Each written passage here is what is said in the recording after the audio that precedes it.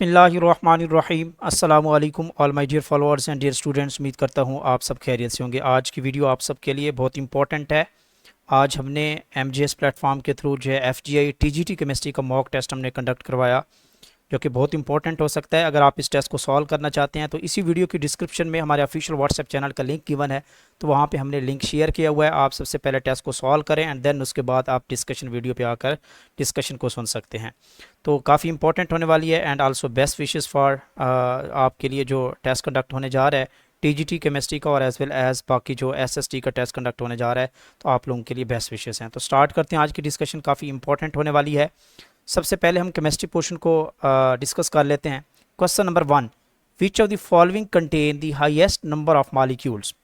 Number of molecules, number of atoms, number of ions को find out करने के लिए सबसे पहले you have to find the number of moles, then उसके बाद you have to multiply with the Avogadro particle. तो सबसे पहले आपने इसके नंबर ऑफ मोल्स निकाल लेने हैं, ठीक है, क्योंकि नंबर ऑफ मॉलिक्यूल्स का पूछा गया है, तो नंबर ऑफ मोल जिसमें ग्रेटर होंगे नंबर ऑफ मॉलिक्यूल्स भी उसी में ग्रेटर होंगे। तो 2.8 ग्राम है, तो CO का जब आप निकालते हैं इसका यस इसके नंबर ऑफ मोल्स निकालते हैं CO के नंबर ऑफ मोल, तो ये mass over molar mass 2.8, molar mass इसका 28 है, तो नंबर ऑफ मोल्स आ जाते हैं 0.1 मोल। इसी तरह CH4 के जब आप मोल्स निकालते हैं तो N is equal to mass कितना है 3.2 ग्राम है, और मोलर मैस का मीथेन का कितना है 16 होता है, तो इसके नंबर ऑफ मोल्स कितने आ जाते हैं 0.2 मोल्स आ जाते हैं। जबकि अमोनिया के जब आप मोल्स निकालते हैं तो ये है 1.7, और अमोनिया का मोलर मैस भी 17 होता है, तो ये भी 0.1 मोल आता है। और SO2 के जब आप नंबर ऑफ मोल्स निकालते हैं तो ये 3.2 है, और इसका मॉलिक्यूलर मैस जो है वो सल्फर 32 और 32 64, तो इसका जो आंसर आता है वो आपका 0.05 मोल्स आ जाता है। अब आपने देखना यह है कि इसमें सबसे ज़्यादा ये ग्रेटर नंबर ऑफ मोल्स किसके हैं, तो वो 0.2 हैं, जो कि किसके हैं, मीथेन के हैं। तो जब आप इसको नंबर ऑफ एवोगैड्रो पार्टिकल से मल्टीप्लाई करेंगे 6.022 मल्टीप्लाई 10⁻23, तो डेफिनेटली इसका आंसर जो है वो सबसे ग्रेटर होगा। और यही पूछा गया कि हाईएस्ट नंबर ऑफ मॉलिक्यूल किस में होंगे, तो आपका बीटा ऑप्शन जो है वो करेक्ट ऑप्शन है। नेक्स्ट क्वेश्चन नंबर 2 है 4 ग्राम, यहाँ पे आई थिंक मैंने चेंज, चलें इसको देख लेते हैं। Okay, 4 gram unknown gas occupy the 2.24 litre of the volume at the STP, the gas में भी। तो गैस क्या होगी, सबसे पहले आप देखें जब भी किसी गैस को आइडेंटिफाई करना है तो this gas will be identified by the molecular mass, molecular weight के जरिए। तो मॉलिक्यूलर वेट के लिए हमें मैस तो चाहिए, मैस तो है पड़ा, लेकिन नंबर ऑफ मोल चाहिए। तो नंबर ऑफ मोल्स कैसे निकाल सकते हैं, तो यहाँ पे वॉल्यूम से निकाल सकते हैं, मोलर वॉल्यूम का कंसेप्ट यूज़ करके। At STP we know that at the standard temperature pressure जो आपके पास 1 मोल ऑफ गैस होता है वो होता है 22.414 क्यूबिक डेसीमीटर या लीटर, जो है वो इक्वल होता है 1 मोल के, ठीक है। और अगर 1 क्यूबिक डेसीमीटर या 1 लीटर लें तो ये हो जाएगा 1 डिवाइडेड बाय 22.414। तो हमने निकालना है 2.24 के हिसाब से, 2.24 जो लीटर होगा उसमें कितने मोल्स होंगे, तो वो बन जाएगा 2.24 डिवाइडेड बाय 22.414। तो ये ऑलमोस्ट आप देखें तो इसका जो आंसर आता है वो अप्रॉक्सीमेटली 0.1 मोल्स के इक्वल आता है। तो मोल निकल आए हैं, तो जब अब आपने क्या करना है, मॉलिक्यूलर वेट निकालना है, मोलर मैस निकालना है, तो वो होता है मैस ओवर मोल्स। तो मैस कितना है 4 है, और इसको 0.1 पे डिवाइड करें तो आंसर आएगा 40 ग्राम पर मोल। तो आप देखें यहाँ में इनमें से कोई किसी का मॉलिक्यूलर वेट है 40, तो बिल्कुल भी नहीं है। यहाँ पे देखें 28, नाइट्रोजन का 14 है, तो 14 2 28 और 16 कितने होंगे 44 हो जाएंगे। तो इसका 44 ग्राम है। कार्बन मोनोऑक्साइड के यहाँ पे देखें तो 12 और 16 कितने हो गए 28 ग्राम है, और ये 44 ग्राम है। तो इसमें से कोई भी ऑप्शन करेक्ट नहीं है, तो डी ऑप्शन बनेगा नन ऑफ दिस, क्योंकि ये गैस कौन सी होती है, ये आपके पास 40 ग्राम वाली अब फिलहाल जो इसके क्लोज तरीन गैस हो सकती है वो आर्गोन गैस हो सकती है। तो यहाँ पे डेल्टा ऑप्शन जो है वो करेक्ट बनेगा। क्वेश्चन नंबर 3 है Dalton law of partial pressure is applied to the. Dalton law of partial pressure की डेफिनेशन अगर आप पढ़ें तो ये नॉन रिएक्टिव गैसेस पे अप्लाई होता है। When the mixture of non reactive gases, तो उसका जो पार्शियल प्रेशर होता है it is equal to the sum of total के इक्वल होता है। तो जब बात नॉन रिएक्टिव गैसेस की आती है, तो नॉन रिएक्टिव गैसेस कौन सी होती हैं, जिनमें फोर्स ऑफ अट्रैक्शन जो है वो ज़ीरो होती है, ठीक है, ज़ीरो हो जाती है। तो वो कौन सी गैसेस होंगी, वो आइडियल गैसेस होती हैं, only ideal gases. Real gases में फोर्स ऑफ अट्रैक्शन होती हैं, तो ये रिएक्टिव गैसेस हो सकती हैं। Gases have the high polarity ठीक है। तो ये भी नहीं हो सकता, तो यहाँ पे जो करेक्ट ऑप्शन है वो आपका आइडियल गैसेस है। क्वेश्चन नंबर 4 है RMS यानी कि रूट मीन स्क्वायर वेलोसिटी जो है of gas is calculated by the, जो root mean square velocity is equal to the 3RT/m का अंडर रूट जो है, ये इसका फार्मूला है। तो इसका जो करेक्ट ऑप्शन बनेगा वो आपका चार्ली बनेगा। सी ऑप्शन जो है this is the correct option है। नेक्स्ट क्वेश्चन नंबर 5 है which one of the following has the highest vapour pressure. तो वेपर प्रेशर किस पे डिपेंड करता है, जितनी इसमें weak molecular forces of attractions होंगी तो वेपर प्रेशर उसका उतना ग्रेटर होगा, क्योंकि this depend on the intermolecular force. ठीक है, तो वाटर में हाइड्रोजन बॉन्डिंग होती है, स्ट्रॉन्ग फोर्स होता है। इस तरह मर्करी लिक्विड फॉर्म में होता है, ग्लिसरॉल में भी स्ट्रॉन्ग हाइड्रोजन बॉन्डिंग होती है, 3OH ग्रुप होते हैं। तो आइसोपेंटेन जो है इसमें आपके पास जो है वो लंडन डिस्पर्शन फोर्सेज होती हैं नॉन पोलर मॉलिक्यूल में, और these are the weak forces, और इसका जो वेपर प्रेशर होता है वो सबसे ग्रेटर होता है। ओके यहाँ पे देखें तो वाटर का वेपर प्रेशर अगर, अच्छा आप इसको टेम्परेचर कांस्टेंट रखते हैं 20 डिग्री सेंटीग्रेड पे, अगर आप इसका देखें if you constant this temperature, तो देन वाटर का जो वेपर प्रेशर होता है वो 43.9 टॉर होता है, 43.9 टॉर होता है। जबकि मरकरी का जो है वो 0.0, ये पंजाब टेक्स्ट बुक में गिवन है, 0.01 टॉर होता है। जबकि जो ग्लाइसरोल का है ये आपके पास 0.0016 सबसे कम होता है। जबकि आइसोपेंटेन का जो है ये ऑलमोस्ट 580 टॉर होता है, जो कि सबसे ग्रेटर है because of week forces of attraction. तो डेल्टा ऑप्शन यहाँ पे करेक्ट बनेगा। 6 है which method is use for the separation of crude oil into the components. तो क्रूड ऑयल जब आप ज़ेर ज़मीन ऑयल निकालते हैं तो आपके पास जो इम्प्योर ऑयल होता है उसको क्रूड ऑयल कहते हैं, और फिर उसके बाद इसकी फ्रैक्शनल डिस्टिलेशन की जाती है on the basis of different boiling point. तो जो फ्रैक्शंस होती हैं ऑयल की वो सेपरेट आउट हो जाती हैं। तो यहाँ पे डेल्टा ऑप्शन जो है this is the correct option है। 7 है which solid has no covalent bond. किस सॉलिड में कोवलेंट बॉन्ड नहीं होता। तो ये ग्रेफाइट है, ग्रेफाइट प्योर कोवलेंट कंपाउंड है तो इसमें कोवलेंट बॉन्ड होता है। आइस भी जो है वाटर है तो इसमें भी कोवलेंट बॉन्ड एग्जिस्ट करता है, डायमंड में भी होता है। तो मैग्नीशियम ऑक्साइड जो है this is the ionic compound है, this is the ionic compound. Magnesium ion होते हैं और ऑक्साइड आयन होते हैं, तो केटाइन एंड इनाइन। तो यहाँ पे जो फोर्स ऑफ अट्रैक्शन होती है this is called the ionic bond, इसको कहते हैं, between the two opposite ions. Missing of 1 cation and 1 anion from the crystal lattice this is called the Schottky defect कहा जाता है।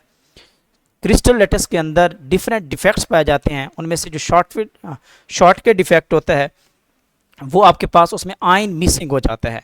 जब ये उस वक्त डिफेक्ट आता है जब आपके पास आयन मिसिंग हो फ्रॉम द लेटेस्ट पोजीशन के ऊपर, तो उसको फिल करने के लिए दूसरा आयन क्या करता है, माइग्रेट करता है। चार्ली ऑप्शन यहाँ पे करेक्ट है। Which metal is stored in the kerosene oil. तो कैरोसिन ऑयल के अंदर जो स्टोर्ड मेटल की जाती है वो सोडियम है, सोडियम है। तो this is because this is very very reactive, तो इसको हमने प्रोटेक्ट करना होता है, प्रिजर्व करना होता है, ठीक है, from the air from the moisture, तो क्योंकि ये वेरी वेरी रिएक्टिव है।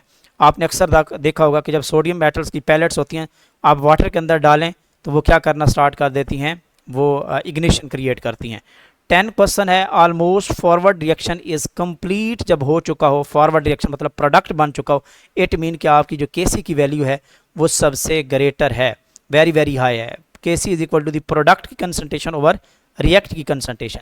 तो जब Kc की वैल्यू वेरी वेरी हाई होगी तो इसका मतलब है कि आपका प्रोडक्ट ऑलमोस्ट बन चुका है, डायरेक्टली प्रोपोर्शनल है। अल्फा ऑप्शन यहाँ पे करेक्ट है। नेक्स्ट क्वेश्चन 11 है what is the normality of solution containing the 49 gram of sulphuric acid in the 1 litre of solution. 1 litre given है, वॉल्यूम गिवन है, 49 ग्राम सल्फ्यूरिक एसिड है, तो नॉर्मेलिटी फाइंड आउट करनी। तो normality is equal to the mass over equivalent weight not the molecular weight multiply 1 divided by the volume in the litre. ठीक है, तो यहाँ पे अब मैस जो है वो 49 ग्राम है, और इक्विवेलेंट वेट कैसे निकालते हैं काफ़ी दफ़ा हम बात कर चुके हैं। Equivalent weight molecular weight divided by the number of replaceable ion. तो सल्फ्यूरिक एसिड में 2 हाइड्रोजन आयन रिप्लेसेबल हैं, तो यहाँ पे आप 2 को डिवाइड करेंगे। सल्फ्यूरिक एसिड का जो मॉलिक्यूलर वेट होता है वो 98 ग्राम होता है पर मोल, तो 98 को जब 2 पे डिवाइड करेंगे तो आंसर 49 ही आएगा। मल्टीप्लाई 1 डिवाइड वॉल्यूम कितना है, 1 लीटर ही है, तो ये आपके पास कितना आ जाएगा, नॉर्मेलिटी जो है वो आपके पास 1 नॉर्मेलिटी इक्वल आएगी 1 नॉर्मल सॉल्यूशन। तो बीटा ऑप्शन यहाँ पे करेक्ट है। ओके, नोट कर लें इसको। नेक्स्ट क्वेश्चन नंबर 12 है which one of the following solution has the lowest pH. किस में होगी लोएस्ट पीएच, मीन कि this solution will be the more acidic. अच्छा, यहाँ पे टिपिकल क्वेश्चन ये था, यहाँ पे देखें this is the acetic acid जो कि वीक एसिड है, डेफिनेटली इसकी जो पीएच है वो राउंड अबाउट 7 के करीब तरीन होगी, मतलब 5 हो सकती है, वो 6 हो सकती है, क्योंकि this is the weak acid. इसी तरह यहाँ पे देखें तो 0.1 मोलर नॉर्मल NaOH सोल्यूशन है, तो इसकी पीएच भी क्या होगी, स्ट्रांग हो सकती है, ग्रेटर हो सकती है, क्योंकि this is the base, strong base है, तो इसकी पीएच बहुत ज़्यादा हो सकती है। अब हमने चेक ये करना था क्या 0.1 नॉर्मल मोलर की HCl की पीएच ग्रेटर होती है या 0.1 मोलर H2SO4 की। तो इसको भाई जब डिसोसिएट करवाएंगे, दोनों स्ट्रांग सॉलिड्स, दोनों स्ट्रांग इलेक्ट्रोलाइट हैं, तो इसमें आपको पता है 100% डिसोसिएट होगा। तो 0.1 मोलर HCl है, तो आपके पास जो हाइड्रोजन आयन की कंसंट्रेशन आएगी वो भी कितनी आएगी, 0.1 मोलर ही आएगी, 0.1 आएगी। इसी तरह 0.1 मोलर H2SO4 है, तो इसमें 2 हाइड्रोजन आयन डिसोसिएट होते हैं, बनते हैं, तो इसका मतलब है कि हाइड्रोजन आयन की यहाँ पे जो कंसंट्रेशन होगी, क्योंकि 2 हाइड्रोजन आयन है तो 2 मल्टीप्लाई 0.1 इज इक्वल टू 0.2। तो ये हाइड्रोजन आयन की कंसंट्रेशन है, ये आपके पास हाइड्रोजन आयन की concentration in case of HCl। तो जब आप पीएच निकालेंगे तो negative log of hydrogen ion जब आप निकालते हैं तो आपको पता है 0.1 के केस में जो इसकी पीएच आती है वो कितनी आती है, आप खुद फाइंड आउट कर सकते हैं कि इतनी टफ नहीं है।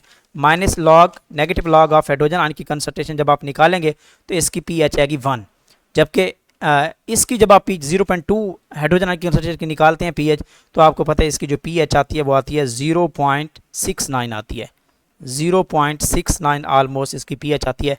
तो लीस्ट पीएच किसकी है, 0.69 है, and this will be the more acidic. तो यहाँ पे आपका डेल्टा ऑप्शन जो है वो आपका करेक्ट ऑप्शन है, लीस्ट जो पीएच है। The oxidation number of chromium, ये तो बहुत सिंपल है, पोटाशियम डाइक्रोमेट है K2Cr2O7, तो -14 हो गया, +2 है तो यहाँ पे +6 आएगा न्यूट्रलाइज करने के लिए, तो बीटा ऑप्शन यहाँ पे करेक्ट है। Fuel cell provide, fuel cell जो हैं दीज आर दी, ये प्राइमरी सेल हैं, ठीक है। ये आपको क्या करते हैं, ये ऑक्सीजन भी प्रोवाइड करते हैं जो खलाबाज होते हैं, और इसके साथ साथ वाटर भी प्रोवाइड कर रहे होते हैं, तो यहाँ पे चार्ली ऑप्शन करेक्ट है। 15 क्वेश्चन है फॉर द रिएक्शन, ये पे गिवन है, और इसकी जो रिडक्शन पोटेंशियल की वैल्यू है वो भी गिवन है, 0.8 वोल्ट गिवन है। What will be the electrode potential या सेल पोटेंशियल कितना होगा इफ़ सिल्वर आयन की कंसंट्रेशन यहाँ पे गिवन है।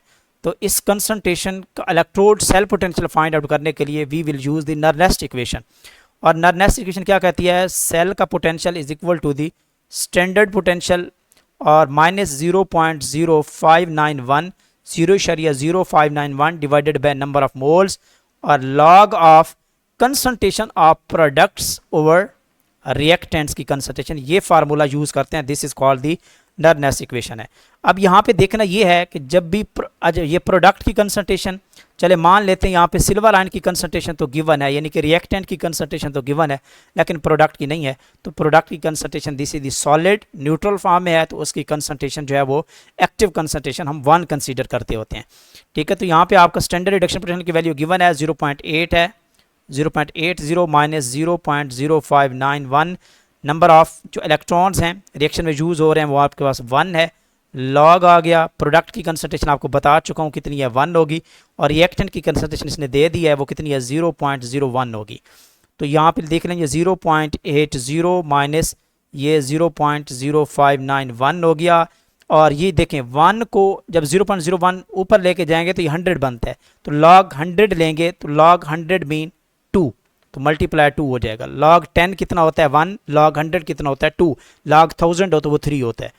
तो अब ये वाला फैक्टर आप इसको मल्टीप्लाई कर लें, इसको 0.80 से माइनस कर लें, तो यह बनेगा आपके पास 0.80 माइनस, जब आप ये वाला फैक्टर 2 से मल्टीप्लाई करते हैं तो ये बनता है 0.118 बनता है।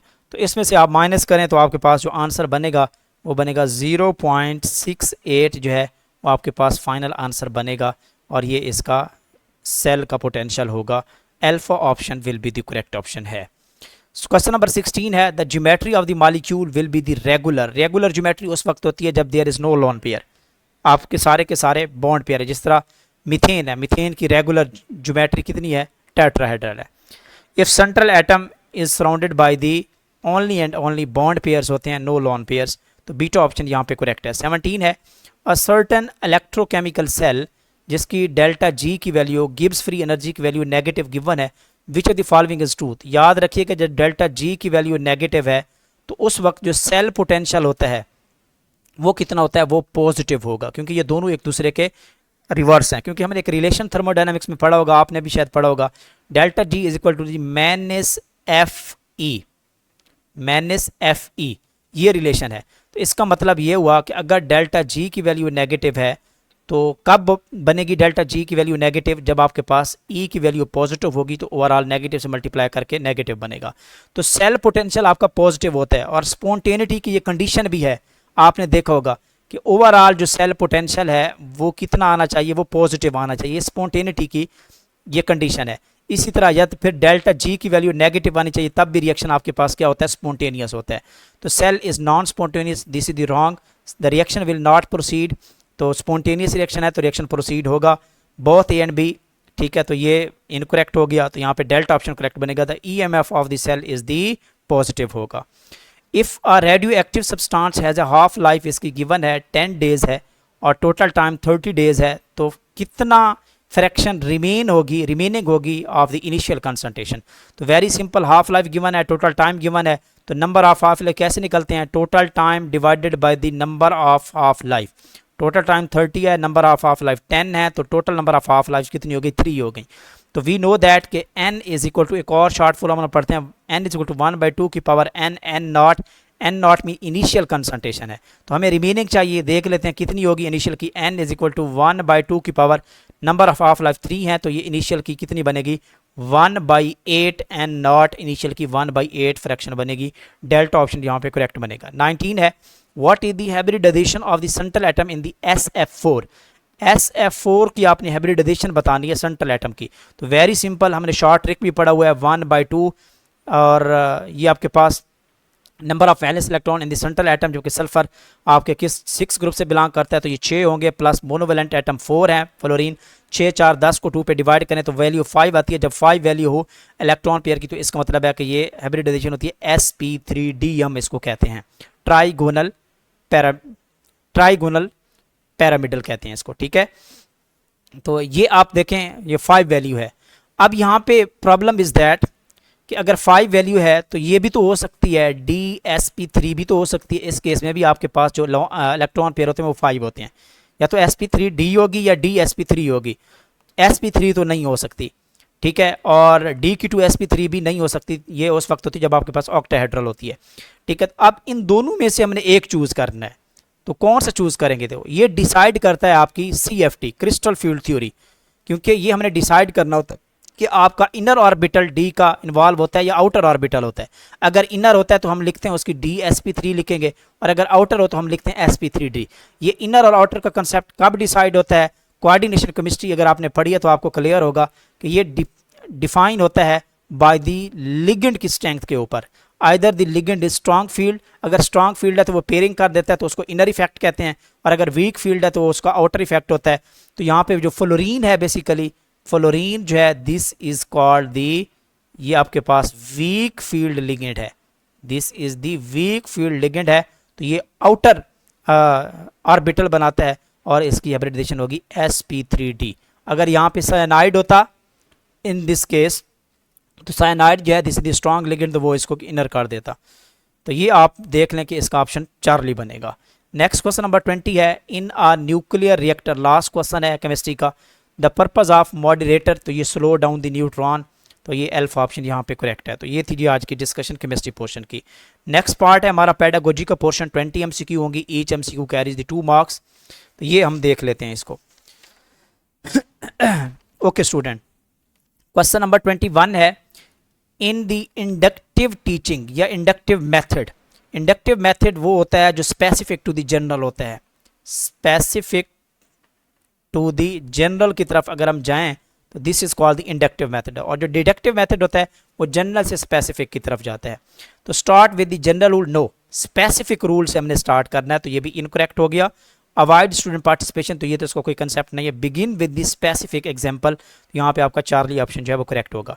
22 है, law stage of revised form of Bloom taxonomy, तो ब्लूम टेक्सोनोमी की जो रिवाइज्ड फॉर्म है उसकी जो फाइनल स्टेज है, फाइनल स्टेप है, कम्प्लेक्स स्टेप है, तो वो आपका कौन सा होता है, वो क्रिएटिंग होता है, नॉट द इवेल्युएशन। इवेल्युएशन जो है ये प्री रिवाइज जो आपके पास इनिशियल ब्लूम टेक्सोनोमी है उसके अकॉर्डिंग जो फाइनल स्टेप है वो इवेल्युएशन है।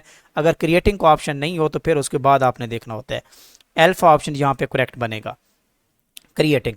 23 है which subject should be necessary for all curriculum, तमाम टाइप के कुरिकुलम के लिए जो सबसे इनिशियल या आप कह सकते हैं जो कंपलसरी सब्जेक्ट है वो मैथमेटिक्स है। मैथमेटिक्स को मदर ऑफ साइंसेस भी कहा जाता है।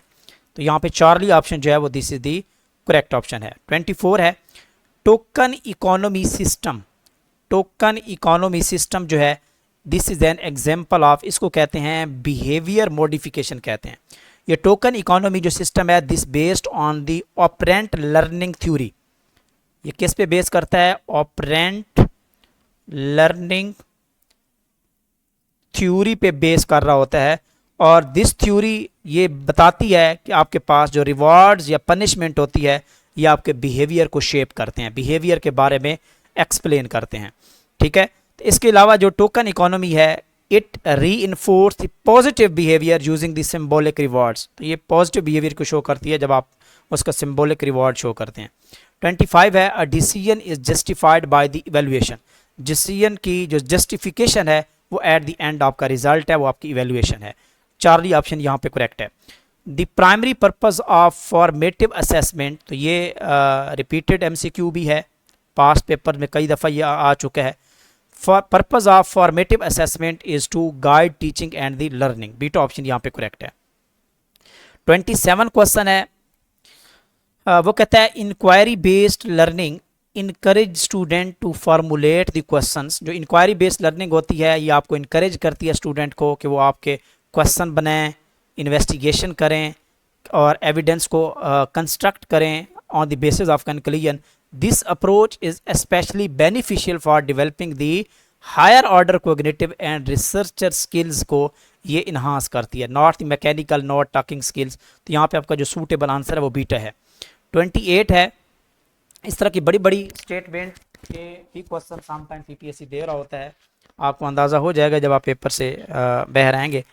अ स्टूडेंट एग्जिबिट्स, 28 क्वेश्चन है a student exhibits difficulty focusing, frequent restlessness and the impulsive behaviour during the academic task. तो according to the physiological principle such behaviour this could indicate, क्या intellectual disability को show करता है, no, it indicate the attention deficit hyperactivity disorder को show करता है, ये beta option यहाँ पे करेक्ट बनेगा। नेक्स्ट क्वेश्चन 29 है B, when a test yields consistent result, जब आपका कोई टेस्ट जो है वो कंसिस्टेंट रिजल्ट दे रहा है over the multiple administrations under the same condition this is called the, इसको क्या कहते हैं, जब आप कंसिस्टेंट रिजल्ट्स की बात आएगी तो your results will be the reliable result होगा। रिलायबिलिटी टर्म कंसिस्टेंसी से रिलेटेड है, बीटा ऑप्शन यहाँ पे करेक्ट है। What is inquiry based learning, inquiry based learning क्या है, तो क्या ये टीचिंग अप्रोच है दैट रिलाइज मुकम्मली तौर पे योर डायरेक्ट इंस्ट्रक्शन को शो करती है, no, it is a learning model that encourage the students to ask the questions, investigate and problem solve. तो ये इंक्वायरी बेस्ड आपकी लर्निंग है, बीटा ऑप्शन करेक्ट है। 31 क्वेश्चन है वो कहता है a teacher ask students to compare and contrast two theories, यानी कि दो थ्योरीज को आपने कंपेयर करना है और कंट्रास्ट करना है of motivation, justify which one they find more applicable, this task align with the which level of बर्नवुड टैक्सोनॉमी। जब आप दो थ्योरीज को कंपेयर कर रहे हैं उनके बीच में रिजल्ट कर रहे हैं और जस्टिफाई कर रहे हैं तो जस्टिफिकेशन किस को शो करती है, आपकी इवेल्युएशन को शो करती है। तो चार्ली ऑप्शन जो है यहाँ पे this is the correct option है। नेक्स्ट क्वेश्चन नंबर 32 है a student is struggling with the anxiety due to the upcoming exam, student यानी कि बहुत ज़्यादा नर्वस हो रहे हैं, एंग्जाइटी है उनको due to the upcoming exam की वजह से, और वो हेल्प लेना चाहते हैं किसी स्कूल काउंसलर से। तो वो जो काउंसलर का रोल होगा इन दिस केस वो बेस्ट किस तरह हो सकता है, तो क्या academic adviser, no, academic adviser नहीं है काउंसलर, इंस्ट्रक्शनल सुपरवाइज़र भी नहीं है उसका। हाँ, दिस इज द इमोशनल, जो काउंसलर होगा वो उसको क्या करेगा, उसको इमोशनल सपोर्ट देगा, उसको मोटिवेट करेगा कि आप ये कर सकते हैं, आप थोड़ी सी हार्ड वर्क करें, आप मेहनत करें, और उसको मेंटली सुकून मिलेगा जो उसकी मोटिवेशंस होंगी। तो यहाँ पे आपकी मेंटल हेल्थ फैसिलिटेटर होगा और इमोशनल सपोर्टर होगा। चार्ली ऑप्शन यहाँ पे करेक्ट है। 33 है which technique is most useful in the large classroom, जब बड़े लेवल की क्लासरूम हो तो उस वक्त आपका लेक्चर मेथड जो है ना वो सूटेबल मेथड होता है। 34 है, अ वेस is the intelligence test use होता है। वेस ये किस लिए यूज होता है? तो ये अडल्ट की मेंटेलिटी को डिस्कस करने के लिए, चेकआउट करने के लिए, आइडेंटिफाई करने के लिए टेस्ट यूज होता है अडल्ट्रेशन के लिए, यानी कि जिनकी एज जो है ना वो आप कह सकते हैं कि 14 साल से ज़्यादा या 16 साल और उससे ज़्यादा एज वाले जो कैंडिडेट्स हैं अडल्ट, ठीक है, या मैन वुमेन्स, उनके इंटेलिजेंस टेस्ट के लिए हम यूज़ करते हैं वेस टेस्ट। एंड वेस test stands for Wechsler adult intelligence scale इसको कहा जाता है, ठीक है। तो ये जनरली आपके कॉलेज एंड यूनिवर्सिटी लेवल के जो स्टूडेंट्स होते हैं जिनकी जनरली 16 ईयर या इससे अबव एज होती है उनके लिए हम ये टेस्ट अप्लाई करते हैं। चार्ली ऑप्शन यहाँ पे करेक्ट है। ओके, नेक्स्ट क्वेश्चन है, क्वेश्चन नंबर 35 है, which of the following is a basic need according to the Maslow. Maslow के अकॉर्डिंग बेसिक नीड क्या है सर्वाइवल के लिए? मैस्लो कहता है कि फूड चाहिए, शेल्टर चाहिए, पानी होना चाहिए। तो this is the basic need for growth and development. तो यहाँ पे चार्ली ऑप्शन जो है this is the correct option है मैस्लो के अकॉर्डिंग। 36 है, coordinating, stimulating and directing the growth of the teacher, this is the purpose of, ये inspection का काम है। तो ये पास्ट पेपर से क्वेश्चन लिया गया है। ये किस से लिया गया है? पास्ट पेपर से। टेस्ट पॉइंट जो वेबसाइट है उस पे भी ये क्वेश्चन पड़ा हुआ है, test point website. Beta option यहाँ पे करेक्ट है। नेक्स्ट क्वेश्चन 37 है, इसको देख लेते हैं।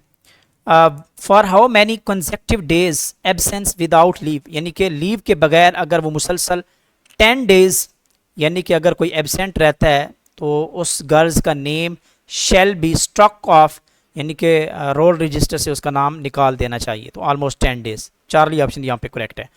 अ गुड टेस्ट शुड बी, अच्छा टेस्ट वो होता है जो वैलिड टेस्ट हो, रिलायबल टेस्ट हो, जिसके अंदर कंसिस्टेंसी हो। चार्ली ऑप्शन यहाँ पे करेक्ट है। 39 है, blank space in the fill in the blank is called. Blank के अंदर जो ब्लैंक स्पेस होती है उसका एक स्पेसिफिक नेम है, उसको कहते हैं क्लोज कहा जाता है। स्टेम तो क्वेश्चन की स्टेटमेंट को कहते हैं ना। एल्फा ऑप्शन यहाँ पे करेक्ट है। लास्ट क्वेश्चन है, a statistical test use to compare the means of two sample.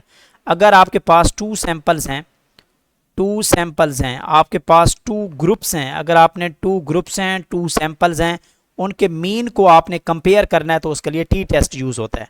अगर आपके पास ग्रेटर देन टू ग्रुप्स हैं, ग्रेटर देन टू सैंपल है, उनके मीन को कंपेयर करना है तो फिर हम अनोवा टेस्ट यूज़ करते हैं। और एफ टेस्ट जो है ये किसी भी दो ग्रुप्स के जो स्टैंडर्ड डेविएशन है या वेरिएंस हैं उनकी रेशो से हम इसको कंपेयर करते हैं, ठीक है। और क्यू टेस्ट जो है ये आपके पास जो आउटलायर वैल्यू होती है उसको फाइंड आउट करने के लिए हम यूज़ करते हैं। तो ये पेडागोजी का जो पेपर था 20 MCQ। अब हम बात कर लेते हैं, इंग्लिश पोर्शन है। What is the synonym of taciturn, ठीक है। तो ये इस जो टेसिटर्न या टेकिटर्न, इसको प्रोनाउंसिएशन आपने चेक कर लेनी है। तो दिस इज़ द मीनिंग, इसका मतलब है खामोश रहना, जो कम बोलता हो, यानी कि सिक्रेटिव कह सकते हैं, क्वाइट कह सकते हैं, रिजर्व्ड हो जो ऑलरेडी। एल्फा ऑप्शन यहाँ पे करेक्ट ऑप्शन बनेगा। सिनोनिम ऑफ कैकोफोनी, ये रिपीटेड क्वेश्चन है, काफ़ी दफ़ा एग्जाम में रिपीट हो चुका है। कैकोफोनी का मतलब है क्लैमरस, बहुत ज़्यादा शोर करने वाला, हार्श नॉइज इसको कहते हैं। एल्फा ऑप्शन यहाँ पे करेक्ट है। 43 है, कंडीशनल सेंटेंसेस है। If he earlier he would have, जब सेकंड क्लास में वुड हैव आएगा तो फर्स्ट इफ क्लास में आपका क्या आना चाहिए? तो हैड प्लस थर्ड फॉर्म है। हैड प्लस थर्ड फॉर्म अगर इफ क्लास में हो तो फिर आपकी सेकंड क्लास में क्या आता है? वुड हैव आता है। This is called the third conditional sentences है। इसको क्या कहते हैं? Third conditional sentence. Okay, next question number 44 है, choose the grammatically correct sentence. तो जब भी नेदर, नॉर, एदर, आर, ये सारे के सारे सिंगुलर वर्ड्स हैं, सिंगुलर वर्ब देते हैं। तो नेदर ऑफ द आंसर, तो ये सिंगल को शो करते हैं। Neither of the answers, are नहीं आएगा, इसके साथ सिंगुलर वर्ब आएगा। Neither of the answer is the correct, तो यहाँ पे बीटा ऑप्शन करेक्ट बनेगा, जबकि ये सेंस भी गलत है इसकी। नेक्स्ट क्वेश्चन 44 है, identify the correct complex sentence. Complex sentence वो होता है जिसमें जो क्लासेज हैं उनमें से एक क्लास इंडिपेंडेंट और दूसरी डिपेंडेंट क्लास हो। तो इसका जो करेक्ट ऑप्शन आपका बीटा बनेगा। Because she was tired she slept early, तो ये आपके पास डिपेंडेंट क्लास है, ये आपके पास इंडिपेंडेंट क्लास है, तो बीटा ऑप्शन करेक्ट बनेगा। सिलेक्ट द करेक्ट सब ऑर्डिनेटिक कंजक्शन। कंजक्शन की डिफरेंट टाइप्स हैं, तो इसमें से जो सब ऑर्डिनेट कंजक्शन होती है, ये कंजक्शन की वो टाइप है जो दो डिपेंडेंट क्लासेस को आपस में जोड़ती हैं, कनेक्ट करती है डिपेंडेंट क्लासेस को, और ये आल्दो है। चार्ली ऑप्शन यहाँ पे करेक्ट है, ये सब ऑर्डिनेट क्लास में आती है चार्ली ऑप्शन। 47 है he is looking forward to his hero. तो कुछ वर्ड्स ऐसे होते हैं जिनके साथ जिस तरह लुक फॉरवर्ड है, लुक फॉरवर्ड, ये मैं ग्रामर का रूल डिस्कस कर चुका हूँ ऑलरेडी। हमने कंप्लीट लेक्चर सीरीज ग्रामर की पब्लिश की हुई है, उसको ज़रूर सुनिएगा। लुक फॉरवर्ड टू, जनरली हम यही कहते हैं कि टू के बाद फर्स्ट फॉर्म आती है, हमने स्कूल टीचर ने भी पढ़ाया होगा, बाकी आपने भी पढ़ा होगा। टू के बाद हमेशा फर्स्ट फॉर्म आती है, ये हमने पढ़ा होगा, लेकिन ऐसा नहीं है हर जगह पे, कुछ एक्सेप्शनल केसेस भी होते हैं।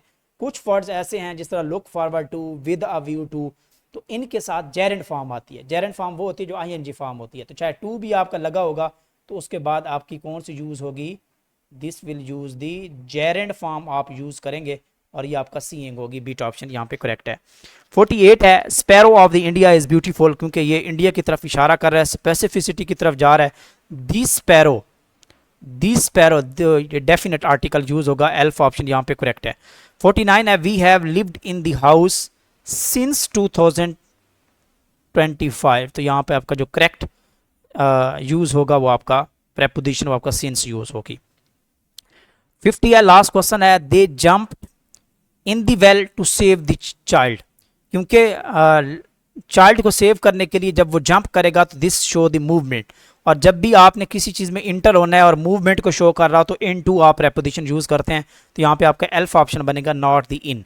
तो ये थी आज की स्टूडेंट डिस्कशन, 50/50 MCQ की ये डिस्कशन है जो हमने की है। अल्हम्दुलिल्लाह इस तरह की अच्छी वीडियोस, इस तरह के अच्छे मॉक टेस्ट हम जब भी कोई टेस्ट कंडक्ट होता है तो हम कंडक्ट करवाते रहते हैं।